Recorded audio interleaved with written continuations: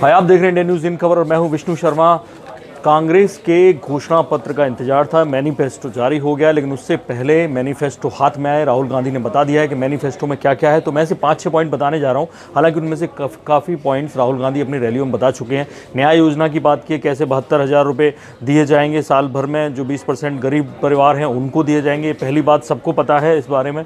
रोजगार की बात की है, रोजगार के बारे में वो पहले ही ऐलान कर चुके हैं कि मार्च 2020 तक जो 22 लाख सरकारी जॉब्स खाली पड़े हैं वो भर दिए जाएंगे। इसके साथ ही उन्होंने बात की कि 10 लाख, ये नई बात की है कि 10 लाख जो ग्राम पंचायत से जुड़े जॉब्स हैं वो जगह भर दी जाएंगी। ये उन्होंने कहा है। किसानों के लिए 2 ऐलान बड़े खास उन्होंने किए हैं।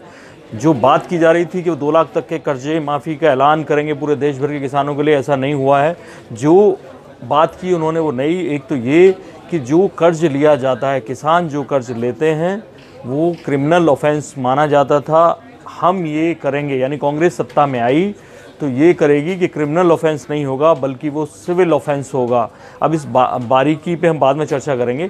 किसानों के लिए जो राहुल गांधी ने दूसरी जो बात कही है वो ये कही है कि हम लोग किसानों के लिए अलग से सेपरेट बजट लाएंगे। अब सेपरेट बजट का मतलब ये नहीं है कि उन्हें सेपरेट में कुछ मिलने वाला है, लेकिन उन्हें उस बजट में ही क्लियर कर दिया जाएगा कि एमएसपी इतनी बढ़ेगी, ये इतना होगा, किसानों से जुड़ी चीज़ें इतनी होंगी। इसके बाद मनरेगा के बारे में एक राहुल गांधी ने बड़ा ऐलान किया है कि जो 100 दिन का रोजगार गारंटी होती थी उसमें वो 150 दिन की रोजगार गारंटी होगी अगर राहुल गांधी की सरकार आती है तो। हेल्थ सेक्टर की बात की है कि 6% बजट रखा जाएगा हेल्थ सेक्टर का। और इसमें एक बड़ी बात कहने की उन्होंने कोशिश की है कि कैसे जो इंश्योरेंस जो लाई है आयुष्मान भारत योजना मोदी सरकार, उसमें जो प्राइवेट कंपनियों के हाथ में इंश्योरेंस चला गया है, वो कहते हैं कि इससे प्राइवेट कंपनियों का फ़ायदा होगा।